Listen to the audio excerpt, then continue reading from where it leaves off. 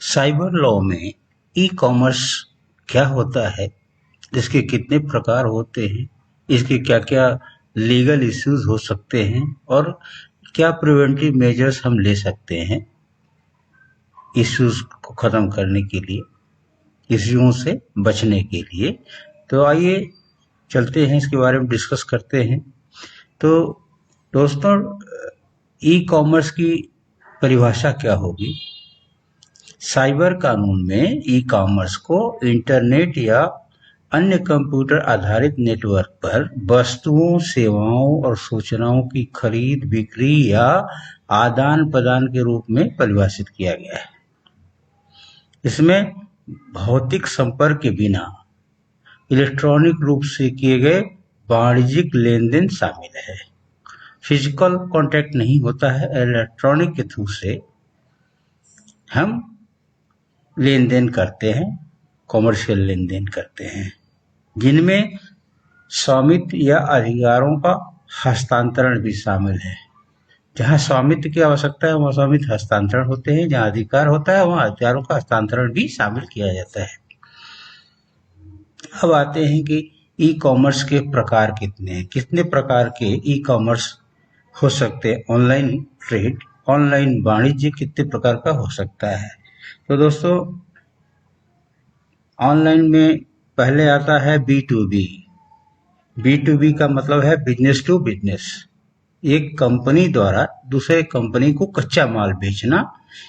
एक कंपनी है जो दूसरे कंपनी को कच्चा माल बेचती है, तो इसको क्या कहेंगे? Business to business. दूसरा है B2C, बिजनेस टू कंज्यूमर। उपभोक्ता द्वारा ऑनलाइन रिटेलर से कपड़े खरीदना, जैसे अमेजन या रिटेल वेबसाइट से। ये क्या है? Business to consumer. इसमें ऑनलाइन जो रिटेलर है उसके साथ उपभोक्ता, यानी बिजनेस टू कंज्यूमर है। C2C, consumer to consumer. इसमें क्या होता है? उपभोक्ता द्वारा प्लेटफॉर्म पर वस्तुएं बेचना। एक तीसरा पक्ष है जिसका प्लेटफॉर्म है, जिसके थ्रू से वो बेचता है, जैसे eBay, क्रेग्सलिस्ट या फेसबुक मार्केटप्लेस आज से के माध्यम से बेचता है कोई भी उपभोक्ता। उसको क्या कहेंगे? Consumer to consumer. अब आता है कंज्यूमर टू बिजनेस। इसमें क्या होता है? व्यक्तियों द्वारा व्यवसायों को उत्पाद या सेवाएं बेचना। कोई व्यक्ति है, उसके द्वारा जो सेवाएं वो प्रदान करता है उसको बेचा। एक फ्रीलांसर द्वारा सेवाएं प्रदान करना, इन्फ्लुएंसर द्वारा मार्केटिंग करना। B2A, business to administration. इसमें क्या होता है? कंपनियों और सरकारी एजेंसियों के बीच ऑनलाइन लेन देन होता है, जैसे इलेक्ट्रॉनिक फाइलिंग, कानूनी दस्तावेज जमा करना या सार्वजनिक ठेकों के लिए बोली लगाना, कॉन्ट्रैक्ट्स जो होते हैं तो बोली लगाना। इसको कहेंगे B2A, बिजनेस टू एडमिनिस्ट्रेशन। और अंत में C2A, कंज्यूमर टू एडमिनिस्ट्रेशन। इसमें क्या होता है? व्यक्ति द्वारा सरकारी एजेंसियों के साथ इलेक्ट्रॉनिक रूप से इंटरेक्ट करना, यानी ऑनलाइन, जैसे टैक्स का पेमेंट करना या कोई जुर्माना लगा है तो उसका ऑनलाइन भुगतान करना। ये क्या है? किसमें आएगा? C2A में आएगा। तो इसको C2A यानी consumer to administration type of e commerce कहा जा सकता है। अब दोस्तों चलते हैं कि इस ई कॉमर्स में क्या क्या मुद्दे हैं जो हमें प्रभावित करते हैं, क्या क्या लीगल इश्यूज उत्पन्न होते हैं अगर हम कोई चीज लेन देन ऑनलाइन करते हैं। तो पहला है इलेक्ट्रॉनिक अनुबंध प्रवर्तनीयता, एनफोर्सिएबिलिटी। यह सुनिश्चित करना कि ऑनलाइन क्लिक ऐप या ब्राउजर ऐप समझौते कानूनी रूप से बाध्यकारी, वैध और प्रवर्तनीय है कि नहीं, ये जानना हमें जरूरी है। जो एक मुद्दा है इसके बारे में हमें जानकारी मिलती भी है तो आधी अधूरी मिलती है, इसलिए पूरी जानकारी ये हमारे लिए कानूनी मुद्दा है। डेटा गोपनीयता सुरक्षा। भारत में डिजिटल डेटा संरक्षण अधिनियम 2023 जैसे नियमों के तहत संवेदनशील ग्राहक की जानकारी, जो क्रेडिट कार्ड हम यूज कर रहे हैं, क्या उसका विवरण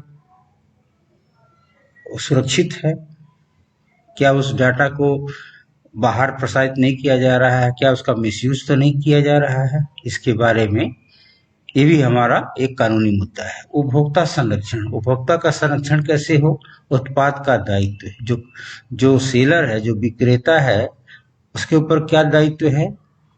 भ्रामक विज्ञापन, कहना कुछ और करना कुछ और, भ्रामक विज्ञापन दे करके लोगों को जाल में फंसाना, कपटपूर्ण प्रथाओं और रिफंड वापसी नीतियों से संबंधित मुद्दे, यानी रिफंड की पॉलिसी या रिटर्न पॉलिसी, क्या ये मुद्दे हैं जो हमें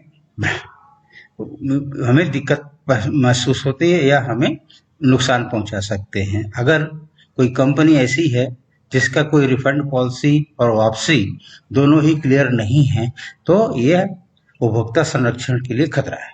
बौद्धिक संपदा अधिकार, IPR, intellectual property rights, online बिक्री में अगर हम ऑनलाइन कोई बिक्री करते हैं तो हमारा क्या ट्रेडमार्क, कॉपीराइट और डोमेन सुरक्षित है? उसका कोई उल्लंघन तो नहीं कर रहा है? तो ये भी एक इशू है, मुद्दा है। कराधान, टैक्सेशन और क्षेत्राधिकार संबंधी मुद्दे, जैसे हमारे पास कर का दायित्व है, वैट है, GST है, इसका निर्धारण और सीमा पर लेन देन पर किस देश के कानून लागू होंगे, यह भी तय करना जरूरी है, ये भी हम मुद्दा है। साइबर सुरक्षा, धोखाधड़ी, हैकिंग, फिशिंग और भुगतान धोखाधड़ी के खिलाफ जोखिम का प्रबंधन करना और भुगतान और निपटान प्रणाली अधिनियम 2007 का अनुपालन सुनिश्चित करना, यानी 2007 जो भुगतान और निपटान प्रणाली अधिनियम है उसका क्या पालन हो रहा है, ये भी हमारे लिए एक मुद्दा है, कानूनी मुद्दा है। अब आते हैं दोस्तों, अगर ये सारे मुद्दे हैं कानूनी तौर से, तो इसका क्या समाधान हो सकता है, क्या निवारक उपाय हैं, वो मैं आपको बताता हूं।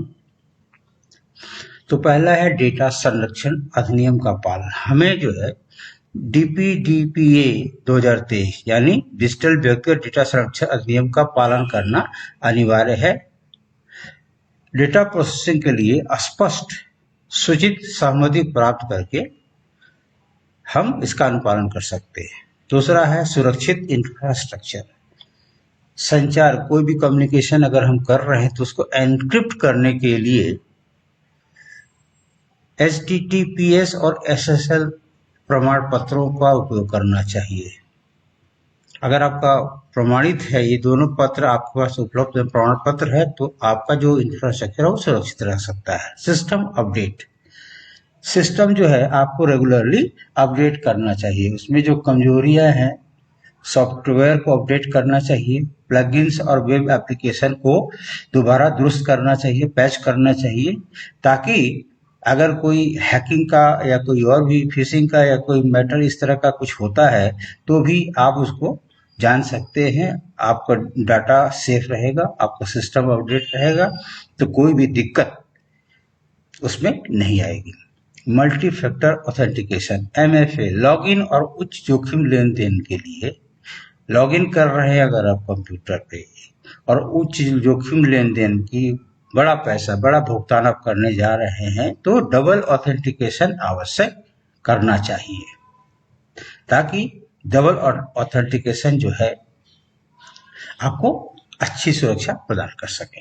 तो इसको आवश्यक कंपल्सरी किया जाना चाहिए। भुगतान सुरक्षा, सभी कार्ड भुगतानों के लिए payment card industry data security standard gateway है, इसका हमें उपयोग करना चाहिए।